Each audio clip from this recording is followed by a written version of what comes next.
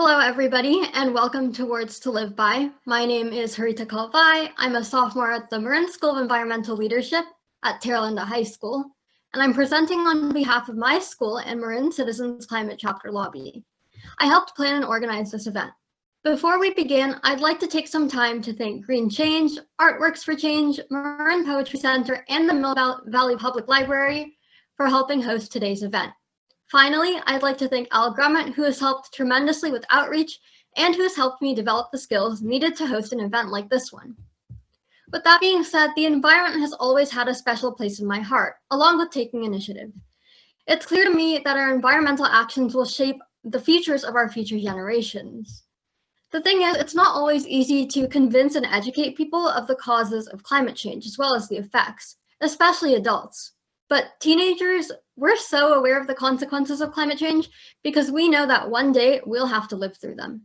In replacement of a lecture or a seminar, today we'll be hearing from a talented array of teen speakers who will tell us what the environment means to them through the art of writing and from their hearts.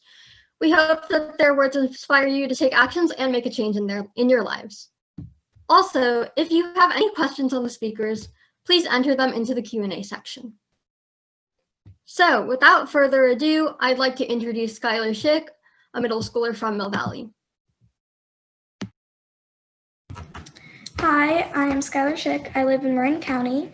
I'm passionate about the environment because the environment is all around us and we need to make it a better place. This is my poem, Forgotten. Forgotten secrets of the past are finally remembered, and now gates are being opened to an entirely new world. Tomorrow may be a new adventure, and together we create a world where everything is better, now and forever.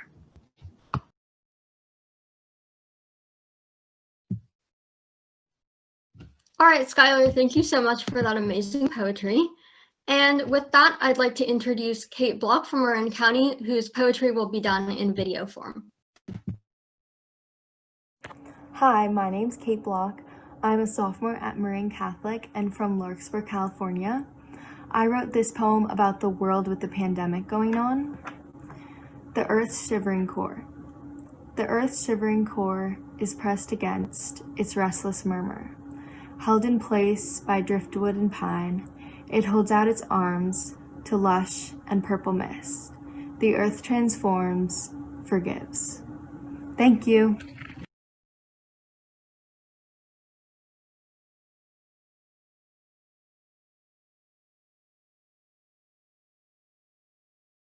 Thank you, Kate, for that amazing video. And our next presenter will be Jude Anderson, who will also be presenting in video form. As a part of reading my poem tonight, I was asked to tell a little bit about myself and why I'm interested in saving our environment. Ever since I was younger, I've always enjoyed volunteering. It started when I was in kindergarten. I think wanting to help our environment is just a larger version of why I volunteered over the years. Helping others is a great way to give back to others who are less fortunate. If you think of the earth as a living thing, less fortunate than it used to be, needing our help, then being an environmentalist makes total sense for someone who loves volunteering. Besides, I also want to be a part of the solution of passing down the planet in a good shape to our descendants. I would like to encourage to all of you to do your part as well, and thanks for listening. Burnt to a crisp, hot, evacuations, red hot.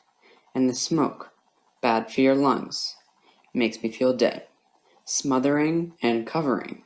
Look outside and you see brown hazy smoke. Despair, the sky is red, orange, not blue. Can't go outside, wear a mask. I feel bored all the time. Months of this, animals dying in forests, birds in the air. Where do they go? Into the red hot smoke. All of this did not have to happen. All of this is climate change.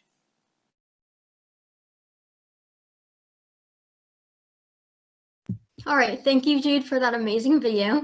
And now I will be presenting for Ava Moore from Tam High School. So without further ado, here's her poem. Language is the world right now, casting, trust snagged inside its own orbit. Blue water and a rub of drifting fog across the river. Thank you, Ava. That was wonderful. And with that, we conclude our first round of poets.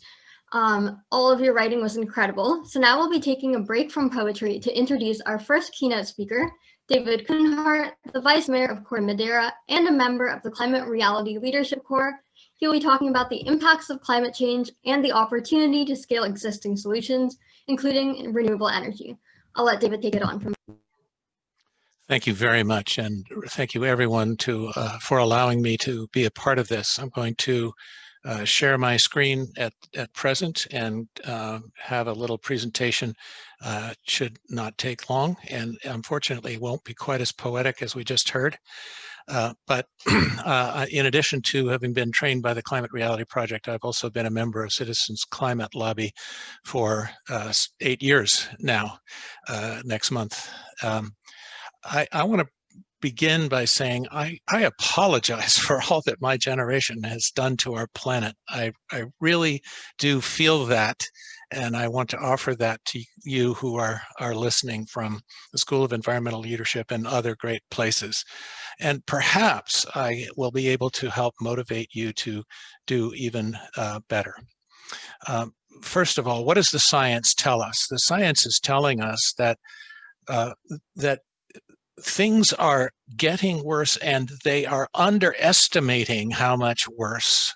The pace is faster than expected, and it's quite natural because scientists, in order to provide their projections forward, look back. They're always looking backwards in order to present what they expect to be happening forward. But what's happening forward each year is worse and worse. What is the science actually telling us about temperature?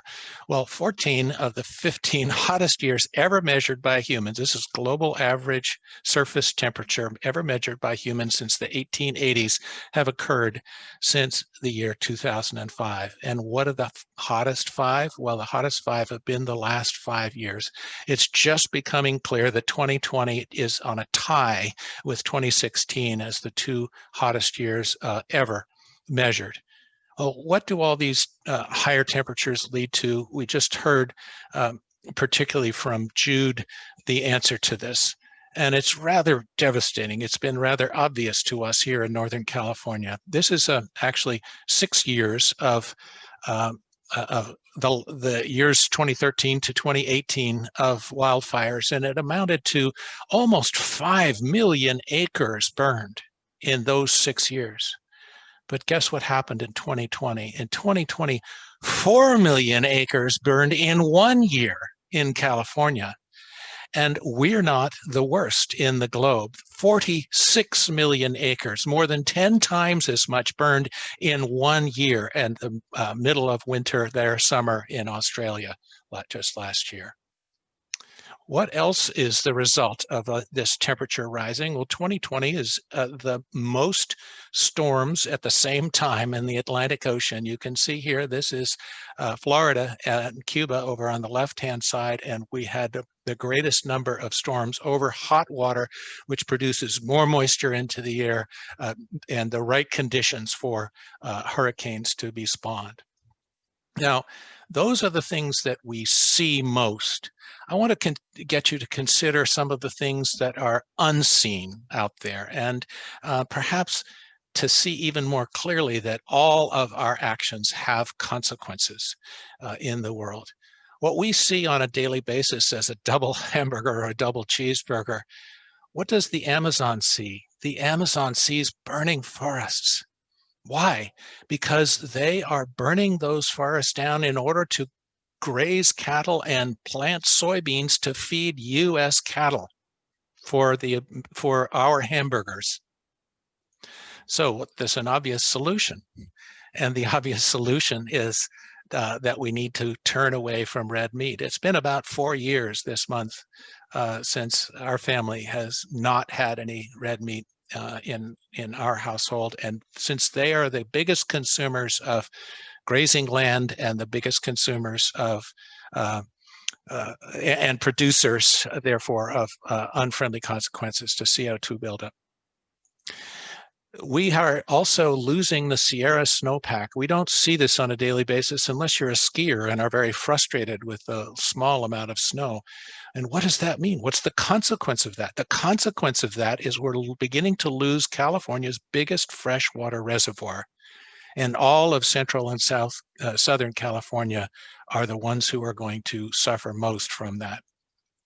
And some of you may have been fortunate enough to have this kind of view on a holiday, but what are you actually looking at when that water is becoming hotter and hotter? Underneath the unseen reality is that warm water corals have been bleaching and then dying all around the world. And if you don't believe me, you've got to take a look at the film Chasing Coral. Netflix has it. The film Chasing Coral will make you cry. It made me cry. It is devastating what's happening under the ocean surface to the area, which is not unlike the Amazon. In fact, it is another fundament of life in the ocean. Like the Amazon being the lungs of our atmosphere. What else is happening outside of our view? Well, in 2019, we went from seeing an average of 200 to 300 gigatons of ice melt on the land-based ice of Greenland to over 400 gigatons of melt. Well, what's the consequence of that we don't see on a daily basis? If that continues, and the trend is continuing, you're going to see a devastating amount of sea level rise, approximately 18 feet. And if that happens, look at how much of New Orleans and southern Florida are just lost. And by the way, several parts of Marin County. On the bottom of our Earth is the Thwaites Glacier, which has been nicknamed Thwaites Glacier, or the Doomsday Glacier. That glacier is the size of Florida.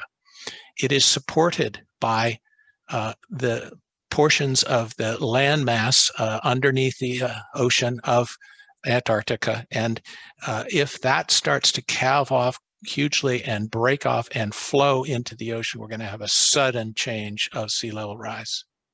These things are unseen, but they're very real. Another unseen is in northern Siberia, which has been affected by rising temperature the most in the last year, where they've had forest fires. Well, permafrost melts, and when it melts, it releases methane from ancient living creatures, and methane is at least 75 times worse for greenhouse gas effects than carbon dioxide.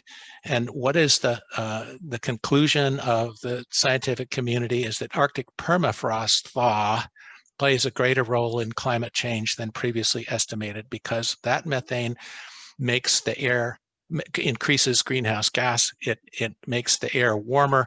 Warmer air melts more permafrost, et cetera. You get the downward spiral. Alaska's permafrost is more fragile than previously believed. And no fewer than 31 communities in Alaska are in the process of having to be relocated from areas where permafrost used to hold them up. Well, what's the cause of all of this warming? The question was put by one of the poets. What is the cause by all of this warming? Well, look at this. This is what we see every day. And what we see as this is a normal crowded day on 101, is producing more and more greenhouse gases. And this is what's been measured in what is the global scientific community agrees is the best, most accurate, balanced place on Earth to measure the average CO2 content on Mauna Loa. And it is steadily rising. And yet, like the poem, I think it was Kate's poem, "The Earth Transforms and Forgives." Yes, on an annual basis, it breathes, it goes up and down, but it is still rising. It's still rising thanks to what we're doing. Over time, it changes, has changed, but it is dramatically rising since the beginning of the Industrial Revolution and all of the fossil fuels that we're putting into the air. Well, what do we do about that? Well, you know, it only took about 50 years to go from horses, whale oil, wax, and wood to gasoline and electric lights and what's called natural gas for our heating systems. If that transition is possible in just 50 years of our existence, why not this transition to electric vehicles and solar energy and much more efficient lighting and other improvements that we can make and are making right now? And you know, they're actually kind of exciting. There are more and more wonderful opportunities for us to get all electric and stop putting greenhouse gases into the air. And I'd love to talk about more of these, but I don't want to run out of time. And if you don't have your license yet, e-bikes absolutely rock. No pollution, and they'll help you swish to school better than anything else and faster. So we have a choice. All of us have a choice. We can do business as usual. We can continue to drive our cars and eat red meat. We can do anything as we have been doing, or we can take strong national and personal actions. Which of those things are we going to do? And my colleague, Jonathan, is going to give a summary of the best, biggest solution. I'm glad to be with you, and thank you very much.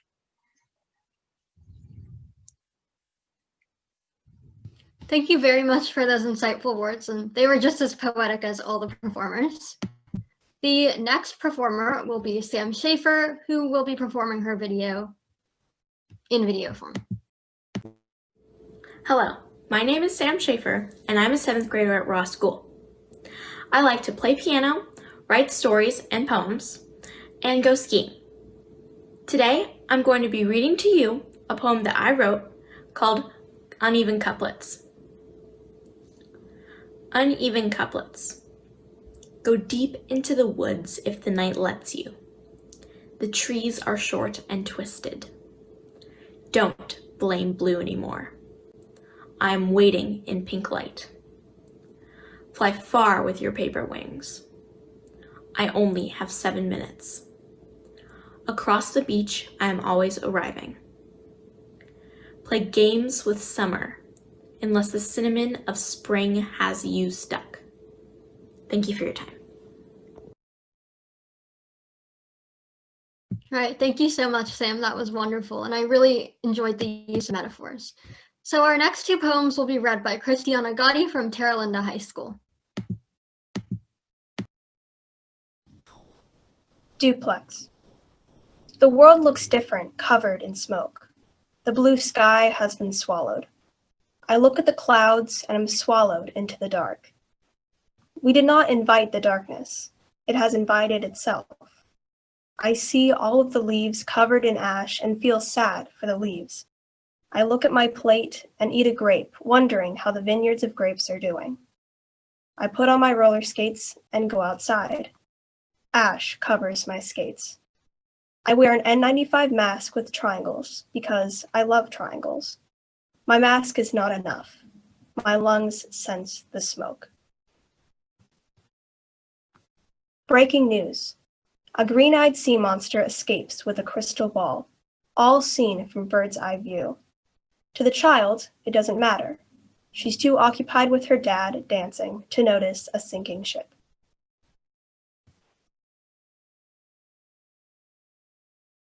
Thank you, Christiana. That was a wonderful reading. I'd also like to note that the first poem was by Ella Creans. And now we'll be hearing from Alex Oram from Branson High School, who will be speaking on his passion for the climate along with his poetry. Hi, my name is Alex Oram. I'm a junior at Branson. And just a little bit, I'm talking about my passion for the climate. In freshman year, I did a science project mapping light pollution in different areas throughout Marin with like different degrees of population. And for me, that was really powerful, not just because of like how bad the light pollution was, but also that light pollution is one of these impacts of climate change that you don't really think about. But it's also like one of the most immediately observable for us. And I know we were just hearing about like what we see versus what's actually going on. And I think that there's quite a lot to be unpacked in our, like, the fact that our like race to industrialization has impacted our ability to see the stars, something that has been really the driving force in human innovation and movement throughout all of our history. And so that was sort of just a bunch of things that I was thinking about when I was writing this. This poem is called Posies. Lay me in a field of posies, so I may feel the earth spin slowly. I'm lonely, there's nowhere worth going, so let the earth spin on. Banging on an unlocked door as change and bodies hit the floor, I have seen it all before, and yet the earth spins on. Stars in the sky got boring quickly, drown them out with light from cities on the ground, they're much more pretty. Should the earth spin on? Bulldoze through my field of grass, posies below the overpass. I cannot cry, though tears come fast. The wind tastes bitter yellow. Thank you.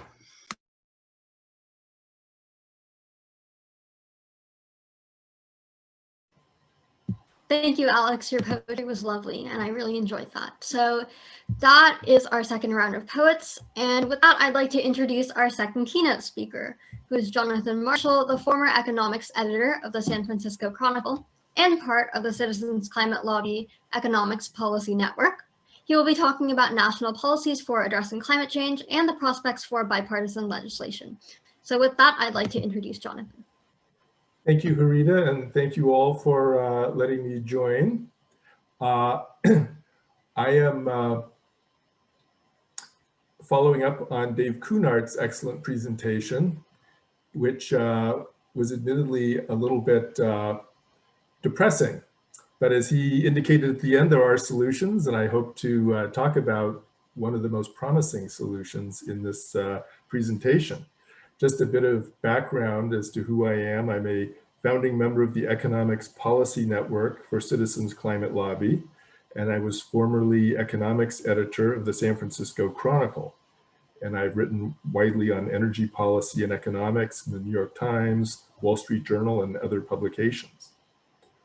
Well, I think we all understand now the huge climate emergency we face, and Dave certainly presented some shocking indications of that. But most of us are also confused about what we can do about it. Individual lifestyle changes, for example, cutting back on red meat, are worthy and important, but they won't solve our global crisis. We need to start with a strong national policy that will direct the world's largest economy and the second largest source of greenhouse gases like carbon dioxide away from fossil fuels. We need urgently to build political support at the national level for ambitious investments in clean energy and innovation, and ensuring a fair and equitable transition to a lower carbon world. Any solution to the climate crisis must first be effective. It must bring us to net zero emissions no later than about 2050, which means reductions of on the order of 40% or so over the next decade. Those are really, really ambitious but necessary goals. A solution should also be good for people, helping them afford the transition while improving their health by reducing air pollution. It should be good for the economy by stimulating jobs and economic growth, putting money in consumers' pockets while guiding new investments in cleaner energy and production. And it should be broadly popular and bipartisan, if possible, to ensure the policy doesn't fall victim to changes in the administration in Washington. One way to do that is to minimize reliance on the growth of massive government programs and revenues, which always provoke pitched battles in Washington. Well, the secret to such a solution lies in the power of economic incentives to change behavior. We've seen it happen before. According to health experts, the single most powerful program ever devised to reduce lung cancer is the tax on tobacco. As you can see, as the tax went up on cigarettes, the rate of youth smoking collapsed because fortunately young people can't afford to pay as much as cigarettes cost. So they didn't start early getting hooked on tobacco, and that's been a lifesaver literally ever since. Well, the same idea applies to greenhouse gas pollution. You don't need to be an economist to see that raising the price on something like pollution will discourage it. And indeed, economists agree, led by Janet Yellen, who is the incoming Secretary of Treasury under President-elect Biden. More than 3,500 economists, including 27 Nobel laureates, signed a statement declaring that a steadily rising tax on fossil fuels, that is, a carbon tax, is the most cost-effective lever to reduce carbon emissions at the scale and speed that is necessary. That's a really unprecedented consensus. Well, there are many ways to reduce emissions of carbon dioxide and other greenhouse gas pollutants, including regulations and subsidies. Unfortunately, they address only a limited number of very specific sectors in the economy. In contrast, a market-based tax on fossil fuels would much more broadly harness the unique knowledge and motivation of every American consumer and producer to, first of all, reduce the unnecessary waste of energy. Energy efficiency is what does that. It will encourage consumers and businesses alike to pay more attention to everything from turning out lights at home to buying more efficient machines and appliances, thus using less energy of all kinds. Secondly, we still need energy, but we can substitute cleaner energy for fossils everywhere in the economy. And that means all of our decisions will be affected because if the price of gasoline goes up, the next time we want to buy a new car, we'll buy an electric vehicle rather than a big SUV, a gas guzzler. And similarly, investors will get the message that new solar farms offer much higher returns than new oil pipelines. And last but not least, taxes on fossil fuels will promote innovation in cleaner energy. As a former senior Republican economist observed, business people don't innovate because it feels good.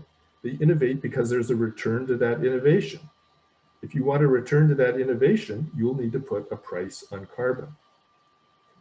Well, here's how a carbon tax or fee could work, combined with a dividend to rebate the revenues to every American. This example is based on the Energy Innovation and Carbon Dividend Act, which had more than 80 co-sponsors in the last session of Congress. Starting on the lower left there, we would put a tax on all fossil fuel extractors or importers, that is mines and importing oil tankers and so forth, and oil wells, based on the expected CO2 pollution created by using or burning those fuels. It turns out several thousand companies already pay federal excise taxes on their fossil fuel production. So such a tax would be very simple for the federal government to administer. These companies would then absorb some of the cost themselves, but they would pass the rest on to consumers and businesses, creating incentives for all of us to find cleaner alternatives. The revenue from these taxes would go to the Treasury, and it would then write checks to every American, adult and child, to rebate the money in the form of a dividend payment, an equal monthly check. And that would provide financial relief to households who are trying to make this transition to a cleaner world and build political support for this policy. By 2030, the annual dividend to a family of four would be about $3,500. That's real money. Well, a modest but rising carbon tax like this would produce dramatic declines in emissions, as shown by the dots here in this chart, which reflect what economists have predicted would be the path of emissions under the Energy Innovation and Carbon Dividend Act. You can see emissions heading towards zero by 2050, which is the very aggressive goal we're trying to meet. And as a side benefit, we would probably save about 300,000 lives through 2030 over the course of a decade, thanks to reduced air pollution from reduced burning of fossil fuels. So It's a huge twofer. Well, such projections aren't just theoretical. Places like British Columbia, the United Kingdom, and Sweden have shown remarkable reductions in emissions thanks to carbon taxes. Since 1990, when Sweden imposed its first carbon tax, the country's economy has grown 80% while slashing CO2 emissions by 25%, which is a remarkable achievement. Today, Sweden emits only about a quarter as much CO2 per dollar of economic output as the US. So they have eliminated 3/4 of their emissions for the equivalent of the United States. Well, the carbon fee is what gets people to change their behavior and switch to cleaner energy, but the dividend is really, really important too.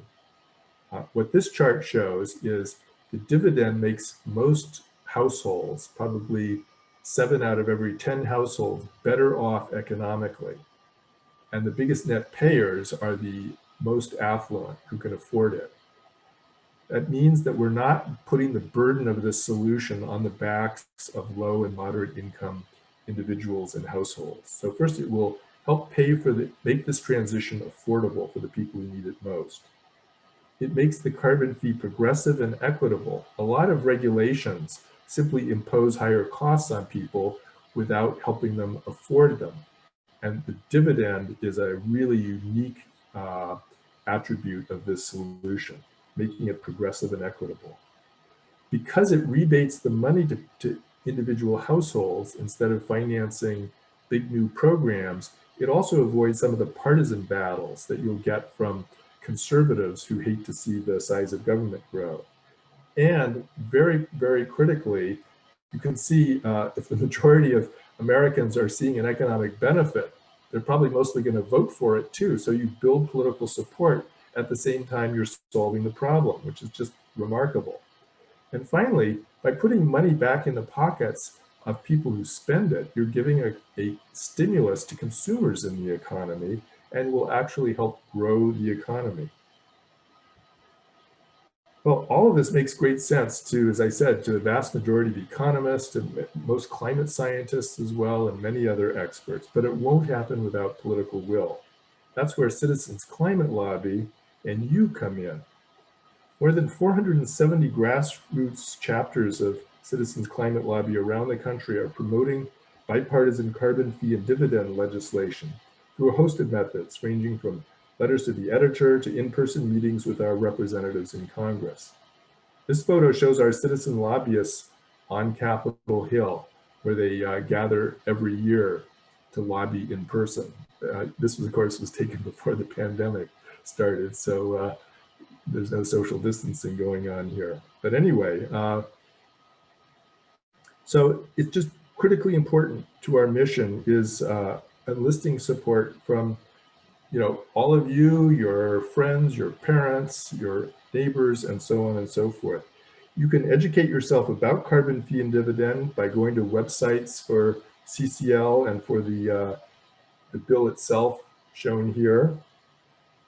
I also encourage you to join the Marin chapter of CCL through the link that's shown here. And I think some of these links will show up on the chat as well. And you can also take a volunteer survey through a link that I think will be posted. Bottom line, with your help in promoting smart policies, we can actually bring the climate crisis under control. There is hope, and we can do it in time if we all pull together with the right policies. So thank you very much. So thank you, Jonathan, for that very insightful presentation. Next, I'd like to introduce Chicky Diaz, who will be performing 2 poems on video. Before Chicky starts, I'd like to mention that the poet that she asked to remain anonymous was written by Mia Sridharan. Hello, my name is Chicky Diaz. I use she, her pronouns, and I'm a sophomore at Santa Fe High School. I'm here today because I'm passionate about the climate. The climate is our future. I want my grandchildren to be able to live on and enjoy this beautiful earth that we have. But that won't happen if we don't take action, and soon. Today I'm going to be reading a couple of poems for you all. The first one is Along the Road by Emily Grant. Begin by anchoring the blue line at the crossroads. The line weavers, higher, closer. Level ground, rounding curves. For now, the morning sky. The red figure, double circle. Short grass on the path. Look for yellow. Along the road, red becomes the figure. Yellow wildflowers, sudden sunlight on the hill. To rest, the weight of the hand, even unevenness. Drive, struck by blue, red, yellow. Blink again, and with such care. Every line, every piece. Thank you. The next poem I will be reading is Stung by an anonymous author. It hurts a lot and continuously, and it never stops. Thank you.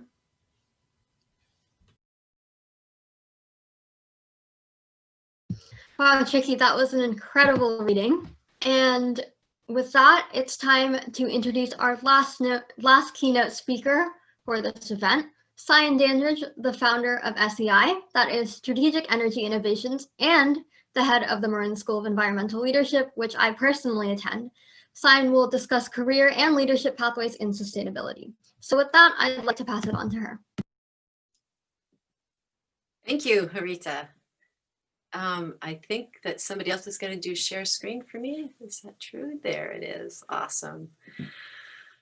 So thank you. And I so appreciate being able to be here today. And just wanted to just congratulate to our poets. I'm so impressed and just really just had chills through most of your presentations. It was just amazing. So I'm Cyane Dandridge. I am the executive director and founder of both SEI and Marin School of Environmental Leadership and the School of Environmental Leadership. So if we go to the next slide.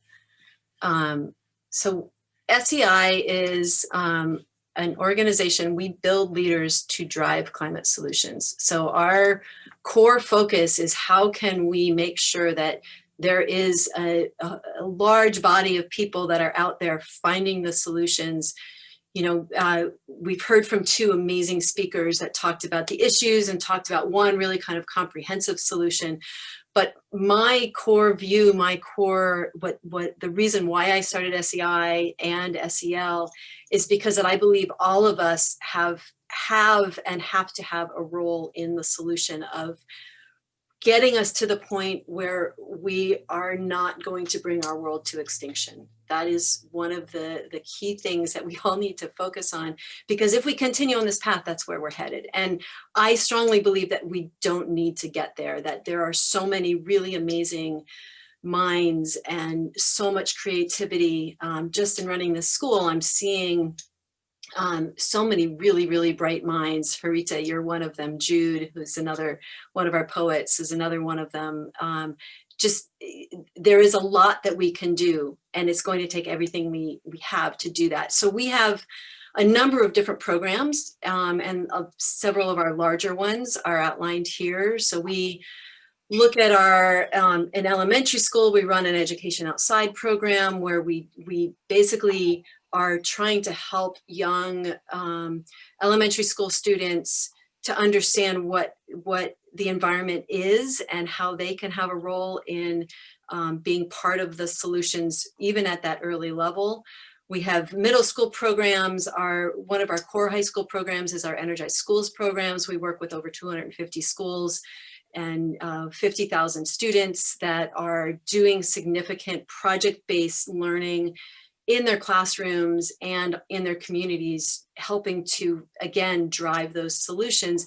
They're part of the solution now. So one of the things that frustrates me in general is a lot of the education that I see is about, okay, and we're going to teach you all of these different pieces, and then you're going to be able to do whatever solution is in the future, after you graduate from college. But we need everybody acting now. We need everybody to be doing things now. The School of Environmental Leadership is another really strong example of that. That's a 4-year program. Right now it's at Terra Linda High School. We're expanding nationwide, so we're very excited about that. But it's really about how can we teach leadership skills and environmental skills all in one place, so that students really understand how they can have a role now, but also can see into their future and see what that role is in their future. Our Energized Colleges program kind of takes that whole trajectory and into the college level, where we have paid internships. We basically have them, we're writing curriculum, we're doing all kinds of work at the college level. Our Energized Careers and Climate Corps program is around either looking at people that are already in the field, especially disadvantaged workers or recent graduates, and how can we place them into really significant, meaningful jobs now, again, doing significant work so that they can make a change now and know what they can be doing in their future. Next slide.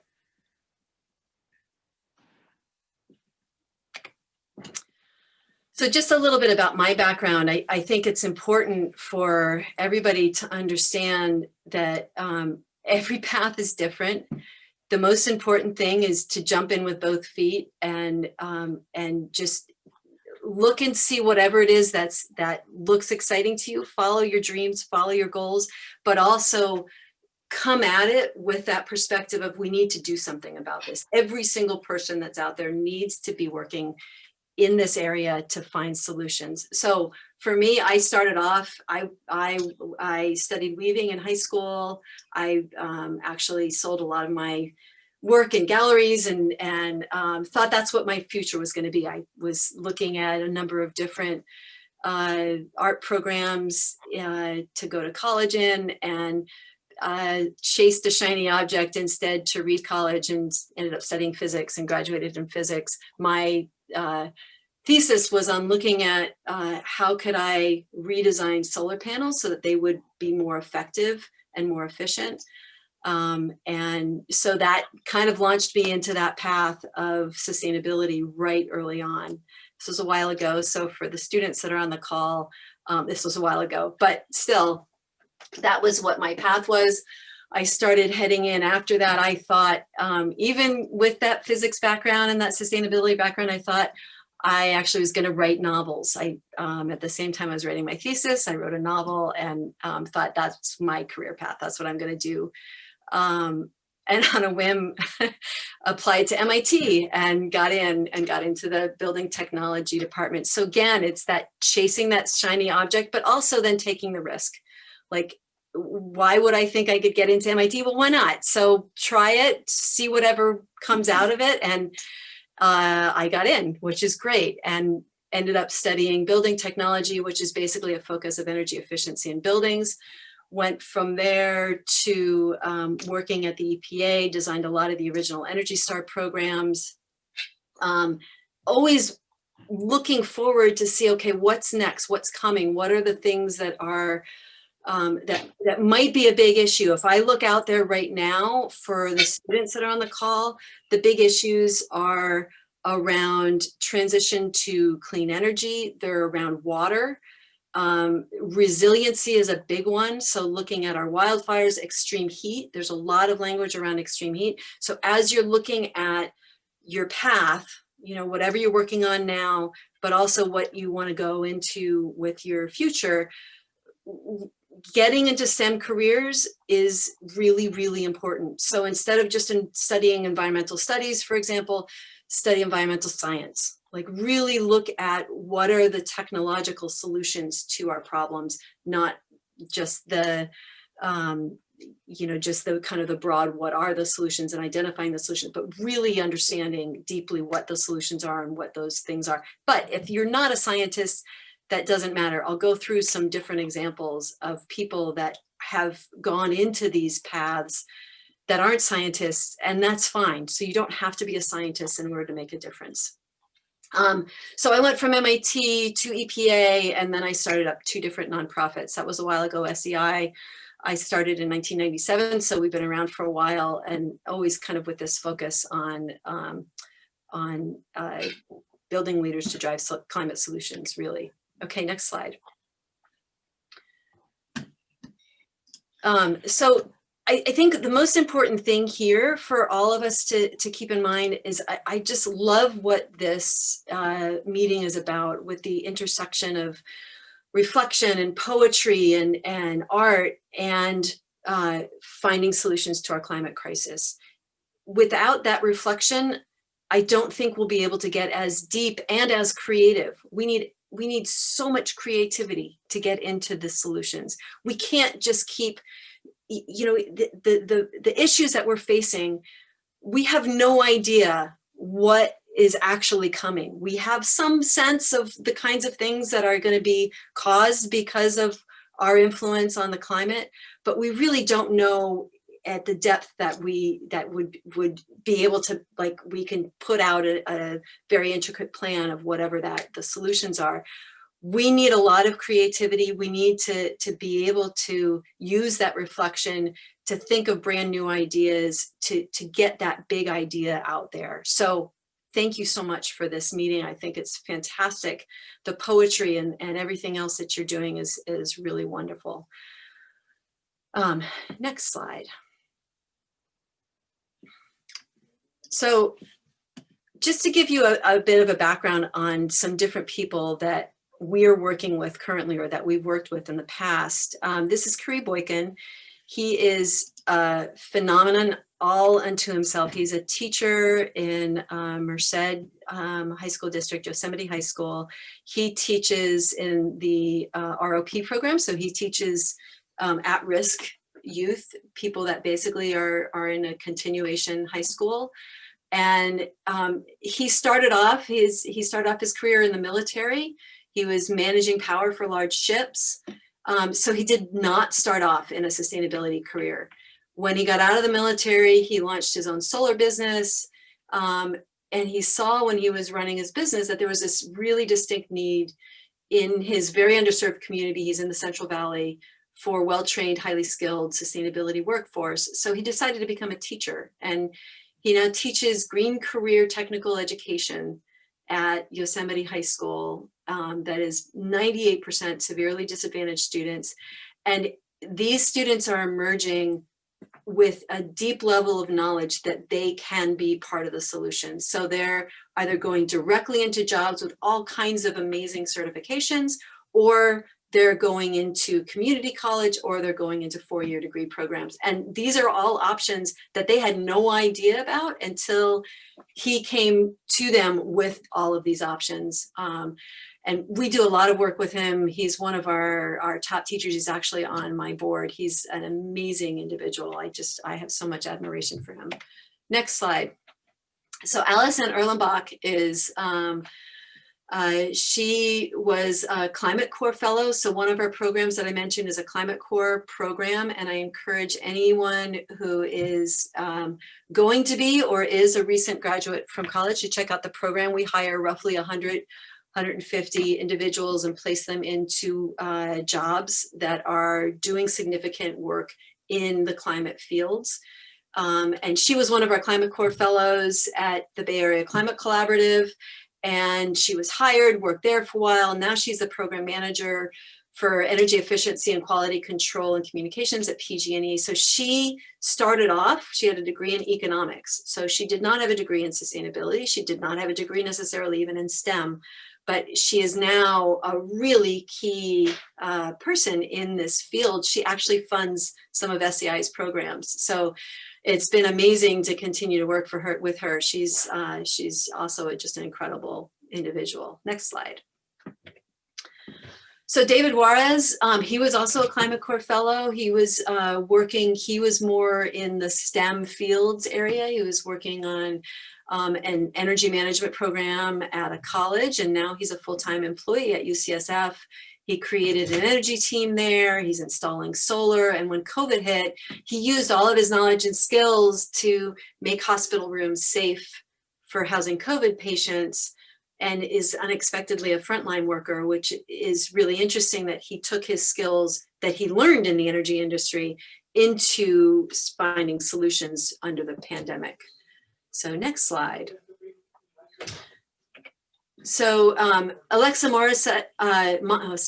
Montserrat, sorry, she was actually an intern. SEI has an internship program for high school students as well in our offices, and she did her internship with us and now is working in new product engineering at Gillig, and which is the second largest bus manufacturer in North America.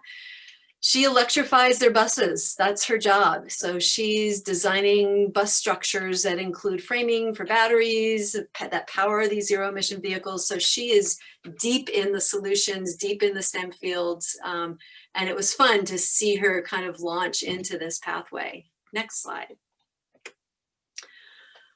So one of the things that you can check out, we have on our website, it's right up there, energizeschools.org. We can go to our website, SEIinc.org, and get there from there as well. But we have a number of different people that we have highlighted in different webinars over the past year, and they're all, all of them have been virtual in this past year, just basically because we've always been virtual. We've all been virtual this past year, but there's so many different examples of jobs in this field that I want everybody that is looking for a job, looking into their future careers, to think about anything that you're interested in doing. You could find an application within the sustainability fields, climate protection fields. I mean, if you're interested in clothing design, you can be looking at sustainable clothing design using sustainable fabrics. You can be looking at, there's just so many different things that you can look at. Every single field that's out there, you can find a sustainability or a climate related angle to it. And I really strongly encourage you to be doing that as you progress. Next slide. So that's me, that's my presentation. So again, I'm SEI, I'm the Executive Director and Founder of Strategic Energy Innovation. And I am happy to, I don't know if we have questions and answers, but yeah, I'm happy to answer questions or do whatever it is that you all need me to do. Thank you.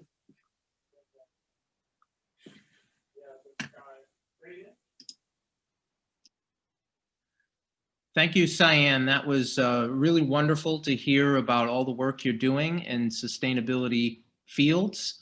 I think the entire community owes a huge debt to you and your colleagues at SEI and at the School of Environmental Leadership for really empowering young people in the community to get education that is relevant to the future that we all know is going to present itself, and teaching them how to integrate themselves into the green economy and help us transition on the accelerated time frame that's critically necessary at this point. One of the things that's on full view today is one of the products of your school is Harita Kalvai. I had the great privilege of being Harita's adult ally on this project. And it's been amazing to watch her determination, her passion, her leadership, and her creativity. And I think you've all gotten a sense of that tonight. And we have the additional pleasure of hearing some of Harita's poetry. So without further ado, it's my great pleasure to turn the mic back over to Harita for her beautiful poem. Thank you, Al. So hi, everyone. My name is Harita. As I said at the beginning of this presentation, I go to the Marin School of Environmental Leadership, and I'm a sophomore. So the inspiration behind my poem was all the wildfires that have been going on in California. I was in 7th grade when I saw the first big wildfire, and I thought that it was going to be the only one. I think everyone thought that it was going to be the only one. But now, for the past few years, we've been having wildfires so constantly that we've started to associate September to October with fires, and that's a big deal. And the fact that these fires are happening because of climate change isn't okay, and we need to do something before things get worse. We've already seen things get worse with the sky being orange one morning when we woke up. So with that, my poem is called Flames. It was one fire. We watched it burn homes, filling the air with sickly sweet smoke, turning the emerald trees into burnt umber. We were shocked, but we weren't scared. It was a major turn of events, but at least it was only one fire, right? The next year, the trees burned again, their bright embers burning holes into our wide eyes. A second rarity? Surely this won't happen again, but we'll be ready if it does. We'll watch every electrical outlet, clear all the brush, do everything we can to keep ourselves unscorched. It will only be 2 fires. It's the year after. This time, the fires have spread all over the country, their vermilion flames wreaking havoc, their neon flares engulfing towns and cities and parks. We can't go outside anymore. Fearing the fire will wrap its blood-red hands around our necks, leaving us grasping for air. 3 fires. It's last year now. The sky is amber streaked with Merlot, but the real Merlot is streaked with dust. The pinnacle of California itself. The taste of grapes has been replaced with the taste of ash and smoky air. We can recognize the sickly, saccharine smell of smoke with the creak of a curiously opened window. 4 fires. The sky rains pitch-colored ash, and we stay at home, fearing the arms of the deadly flames. We are prepared, regretfully, not hopefully, for a change in our fate, and not in the way you'd expect, with families preparing clothes and documents, a child's stuffed animal stashed away in suitcases, waiting for the inevitable. 5 fires, 6 fires, 7 fires, 8 fires, every year. We say we're hoping for the best, even though we're waiting for the worst. This is life now, isn't it? It was only supposed to be 1 fire, wasn't it? Thank you. And with that, I will be introducing our final poet for tonight, which will be Anaya Butler, all the way from Oakland. Anaya will also be discussing her work with Youth versus Apocalypse. And with that, I will let Anaya take the mic. Thank you so much. Yeah, hi, my name is Anaya Butler. I'm 14 years old and I'm from Oakland. I'm a poet, spoken word artist, and an organizer with Youth versus Apocalypse. YVA is a Bay Area-based group full of frontline youth fighting for climate justice while also advocating for social justice. We're emphasizing the importance of recognizing the intersectionality between climate and social justice. We know that in order to achieve climate justice, we need to dismantle all systems of oppression, and achieving climate justice is not only about getting rid of climate change, but it's also about collective liberation. I'm a lead circle member of YVA, which is basically like the board of YVA. I'm the campaign coordinator of Reclaim Our Power, and I'm also the coordinator of our hip hop and climate justice department. Most of my work recently has been with our music. YVA has recently dropped our EP. If you haven't already, please go check that out, where you can find on SoundCloud. Yeah, this year we'll do so much more, and I'm so excited, and I'm really happy to be here. To stay in touch with YVA, please follow our social media, which are all at Youth vs. Apocalypse, and go to our website, which is at youthversusapocalypse.org. Now I will recite my poem titled Where a Pretty Rose Once Lived. Listen to the cries of the ice while being absorbed by the warm mouth of the sea, and to the hollow screams of the trees in the forest while their arms explode in the raging hot waves of the earth telling us something. I do not feel, I fear that people won't start to feel in time before the rocks cave in and the sea slowly trickles onto our land. The people melt into the cracks of the concrete where a pretty rose once lived. They don't hear the little girl crying because she can't go outside, play with her friends, go on a trip because she can't breathe, or the last bird flapping its wings into a void that is unavoidable. My realisticness, mistaken for negativity, it is not negative to say people will die, animals will die, plants will die if we don't do something. It is the truth, we are already dying. A piece of our flesh disintegrates into the polluted atmosphere as we continue to lie and deny that we are heading towards an end that has already started. My honesty mistaken for disrespect. Our world has been constructed on hatred, which has bred a culture of oppression, which has birthed our greatest threat yet, which I will not say because it takes over my mind every day. Learn, speak, educate, distinct, controls what I think. Stop. Think. Hope draining out of my pores and filling into the cracks of the concrete where a pretty rose once lived. The spitting image of my fears, the ground giving up on my feet, the air giving up on my lungs, the water giving up on my throat, earth giving up on us. We gave up a long time ago. How can we say something is fake, but we see it every day? How can we say something is not there when we inhale it, we drink it, we eat it, and say nothing is wrong? We want to see our greatest threat. We want to see what is causing us pain. We want someone to blame. Look in the mirror. This reflection, filling into the cracks of the concrete where a pretty rose once lived. Thank you.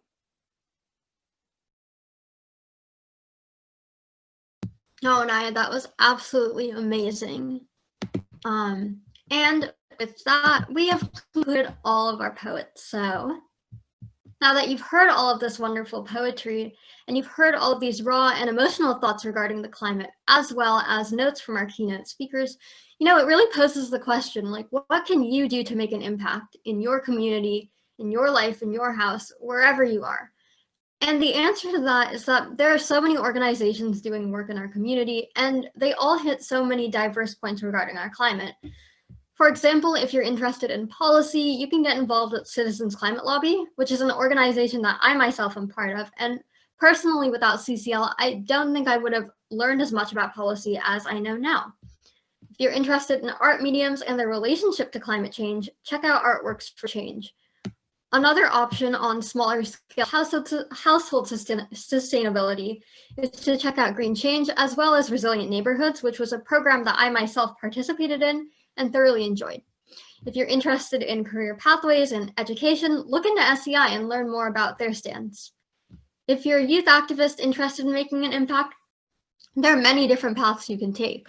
For example, you can join CCL's Youth Action Team, a team where teenagers take on climate projects, and the team I was a part of to make this event possible in the first place. Whereas if you're more interested in protesting and outreach, check out your town's local Sunrise Movement chapter. On the other hand today, if the poetry caught your interest, check out the Marin Poetry Center. As you can see, there are so many ways to get involved in this important work, no matter what your interest, how old you are, or even how much prior experience you have. So now I'll be turning it over to Al, who will be introducing each of our partner organizations. Great, thank you, Harita. I believe we had one question in the Q&A. I don't know if that's been answered, but David Kunhardt had expressed an interest in answering that. So before turning it over to some of our partner organizations, I thought I would give him an opportunity to answer that question. Thank you very much. Can you hear me? Glenda Corning, who is a longtime activist in Corte Madera, asked the question of, do all of the carbon tax bills in Congress have a dividend that is that spreads the benefit around to all families? And the answer is most of them do. There are over 8 legitimate bills in the last Congress, and most of them had a dividend. There was one in the Senate, actually co-sponsored by our own Dianne Feinstein, who had an even faster increase in the amount of revenue earned, and therefore bigger dividends that would be spread across all citizens. But the backing up, the plain fact is that every 2 years there's a new Congress, entirely new, and all of the bills that were up last year are now off the table, and new legislation must come forward. Ted Deutsch, the congressman from Florida who introduced the Energy Innovation and Carbon Dividend Act of 2019, has pledged to put in a new one in about a week or two from now. I think that he would like all the dust that has been created by insurrection attempts to settle first, and then come forward with a new form, and it will probably be rather similar to the Energy Innovation Act that was largely written by the Citizens Climate Lobby after 12 years of action. So keep your eyes peeled. Ted Deutsch is the man, and keep especially your eyes on whether or not and how many Republicans come forward and co-sponsor, because that will be influential. Thank you very much for this opportunity to comment. Well, thank you, David. And you'll be able to ask additional questions at the conclusion of this event. There are a series of virtual tabling Zoom calls that you'll see posted in the chat. I think reiterating Harita's wonderful message about turning the inspiration from today's event into a call to action.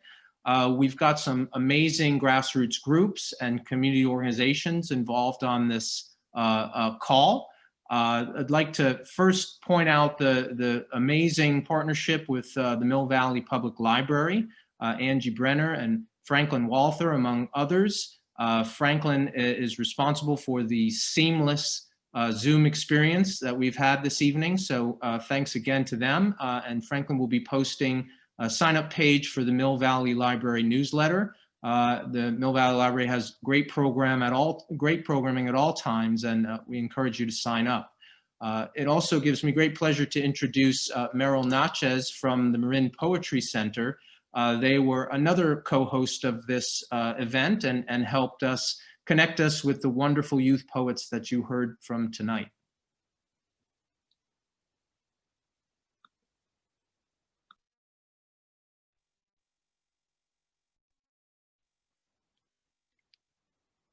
I suppose that's my cue to say something. I'm Meryl Natchez from Marin Poetry Center. A great event. Thank you all for being here. We do quite a bit of work with high school students. We have an annual high school contest, poetry contest. We do an annual anthology of high school poems. And if you're interested in learning more about that, I just am putting our website and poetry contest information in the chat. Those poets who read tonight, you feel free to have your poems in the contest. The deadline for entering is the 1st of February. And we have really wonderful submissions from all over the Bay Area, not just Marin. And from those, we select 3 prize winners who receive cash prizes. And all prize winners are in the anthology, along with quite a few poets from the Bay Area. We have other programs that we do also, many wonderful readings with name poets and local poets, and maybe some poets you've never heard of, maybe some poets you have heard of. Just take a look at our past events on the website and you'll get a sense of the range of poets that we present in a variety of settings. We just had to, when we had to shut down our live readings, we did a series of readings called Partners in Confinement, in which we selected 2 people who were both artists of one kind, either both poets or poetry writer, a poet and journalist, poet and an artist, and had them talk about what their experience together in confinement had been, and read from their work or show their work. And that was really fascinating. Major Jackson and his wife Dee Dee participated. Robert Hass, former poet laureate, and his wife Brenda Hillman participated. So we had a lot of fun with that. We may continue it in, but we do a lot of presentations with local individuals and members also. And I think that's about a good overview of what we do. I mean, how poetry relates to climate change. I mean, there's so many anthologies these days of about eco-poetry.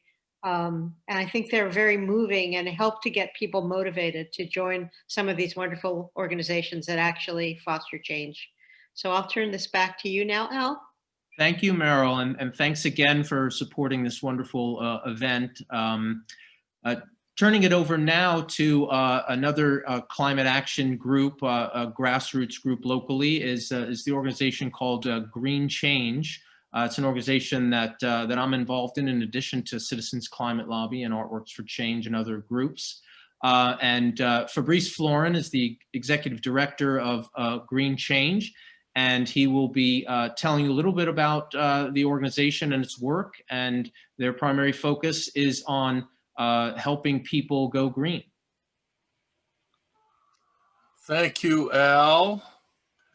And thank you to all of the young poets for your inspiring poetry.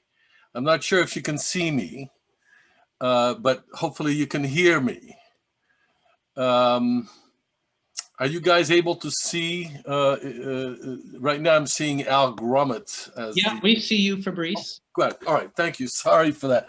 So thank you to all the young poets. Thank you to the speakers. You inspire us so much. And thank you to all the partners who came together for this amazing event.